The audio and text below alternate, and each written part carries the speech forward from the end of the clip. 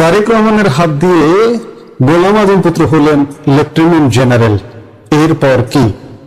বাংলাদেশের এই মুহূর্তে সামরিক অঙ্গনে সবচাইতে বড় এবং চাঞ্চল্যকর খবর কোনটি, তা কি আপনারা জানেন? হ্যাঁ, আপনারা এর মধ্যে জেনে গেছেন যে অবসরপ্রাপ্ত 150 জন সামরিক কর্মকর্তাকে ভূতাপেক্ষ পদোন্নতি দেওয়া হয়েছে। বিগত আওয়ামী লীগ সরকারের আমলে চাকরিচ্যুত, বরখাস্ত এবং বাধ্যতামূলক অবসরে পাঠানো সামরিক কর্মকর্তাদের ভাগ্য এক ঝটকায় বদলে গেছে। মোহাম্মদ ইউনূসের অন্তর্বর্তীকালীন সরকারের বিশেষ সুপারিশে তারেক রহমানের প্রশাসন সশস্ত্র বাহিনীর 150 জন কর্মকর্তাকে দিয়েছেন রেট্রোস্পেক্টিভ প্রমোশন বা ভূতাপেক্ষ পদোন্নতি। আর এই পদোন্নতির সবচেয়ে বড় চমক কোথায় জানেন? এই তালিকায় রয়েছেন জামাতে ইসলামের প্রয়াত আমির গোলাম আজমের পুত্র আব্দুল্লাহ আমান আজমি, যিনি একসময় ব্রিগেডিয়ার জেনারেল হিসেবে বাধ্যতামূলক অবসরে গিয়েছিলেন। তাকে এক লাফে দেওয়া হয়েছে লেফটেন্যান্ট জেনারেল পদে ভূতাপেক্ষ পদোন্নতি। শুধু পদোন্নতি নয়, কোটি কোটি টাকার বকেয়া আর্থিক সুবিধাও পাবেন এই কর্মকর্তারা। দর্শক, প্রথমে আমাদের একটু বোঝা দরকার যে এই রেট্রোস্পেক্টিভ প্রমোশন বা ভূতাপেক্ষ পদোন্নতি বিষয়টি আসলে কি। সহজ ভাষায়, অতীতে কোনো কর্মকর্তাকে যদি অন্যায়ভাবে বা রাজনৈতিক কারণে পদোন্নতি থেকে বঞ্চিত বা চাকরিচ্যুত করা হয়, তবে তাকে পেছনের কোনো একটি নির্দিষ্ট তারিখ থেকে পদোন্নতি দিয়ে তার চাকরি জীবন সংশোধন করা হয়। তারেক রহমানের প্রশাসনের এই নতুন বিজ্ঞপ্তিতে সেনাবাহিনী, নৌবাহিনী এবং বিমান বাহিনীর অবসরপ্রাপ্ত, অপসারণ, অব্যাহতি এবং বরখাস্ত হওয়া মোট 150 জন কর্মকর্তাকে এই বিশেষ সুবিধা দেওয়া হয়েছে।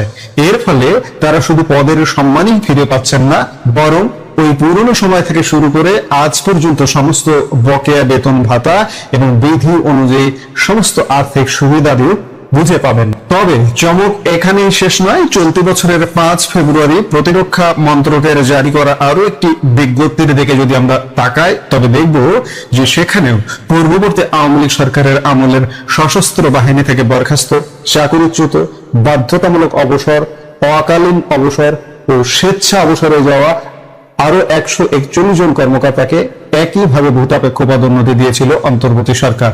অর্থাৎ সব মিলিয়ে এক বিশাল সংখ্যক সামরিক কর্মকর্তা পুরো ক্যারিয়ারের কোল লঞ্চে বদলে ফেলা হয়েছে প্রায় 300। তারেক রহমান দিলেন 150 জন, ইউনূস 141 জনকে দিয়েছেন, অর্থাৎ 291 জনকে ভূতাপেক্ষ পদোন্নতি দেওয়া হলো। একটি জিনিস লক্ষণীয়, ইউনূসের 141 জনের মধ্যে কিন্তু গোলাম আজম পুত্র আব্দুল্লাহ আমান আজমি নেই।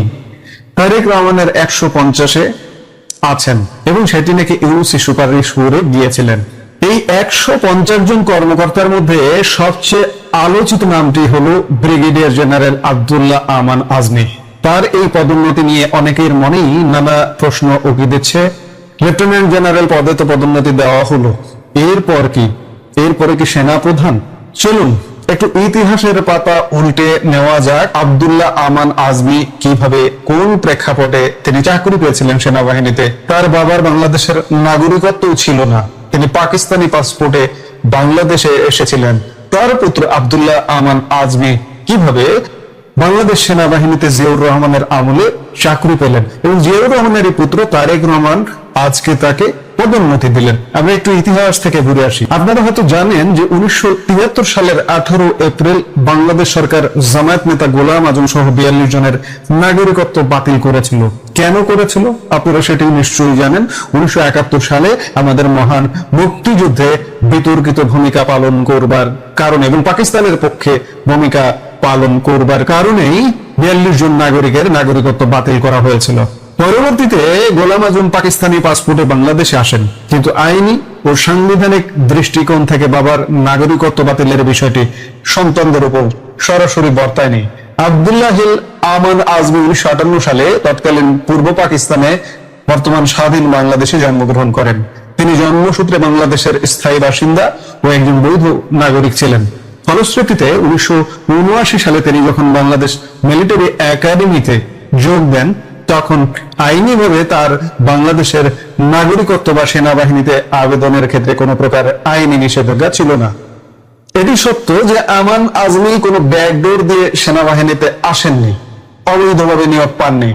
সেনাবাহিনীর সার্কুলার হয়েছে, তিনি আবেদন করেছেন, যথাযথ পরীক্ষা দিয়েছেন, দিয়ে সেনাবাহিনীতে প্রবেশ করেছেন। কিন্তু এখানে কথা আছে, মানলাম যে সম্পূর্ণ নিজস্ব যোগ্যতায় আমান আজমি সেনাবাহিনীতে যোগদান করেছিলেন। তিনি ঢাকার ঐতিহ্যবাহী নটরডেম কলেজ থেকে উচ্চ মাধ্যমিক সম্পন্ন করার পর 1979 সালে তিনি পঞ্চম বিএমএ দীর্ঘমেয়াদী কোর্সে যোগদান করেন।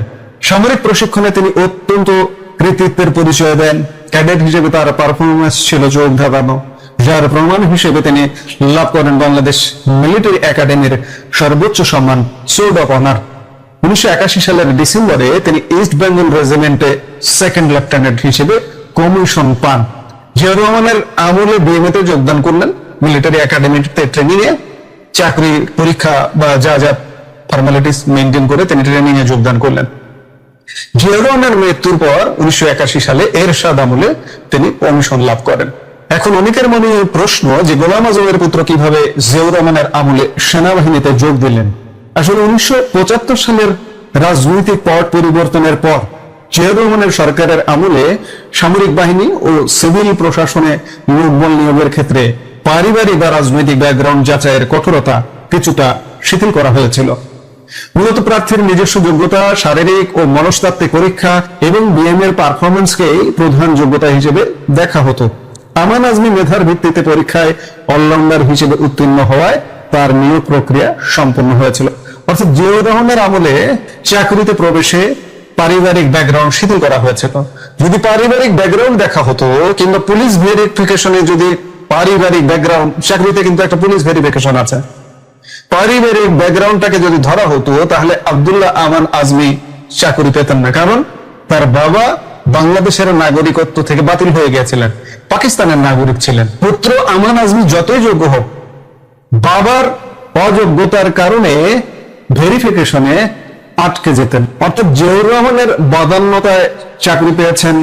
জিয়াউর রহমানের বদান্যতায় অনেক কিছু হয়েছে। যুদ্ধাপরাধী জামাত বাংলাদেশের রাজনীতির সুযোগ পেয়েছে। সেনাবাহিনীতে দীর্ঘ সময় সফলভাবে চাকরি করার পর আমান আজমি ব্রিগেডিয়ার জেনারেল পদে উন্নীত হন।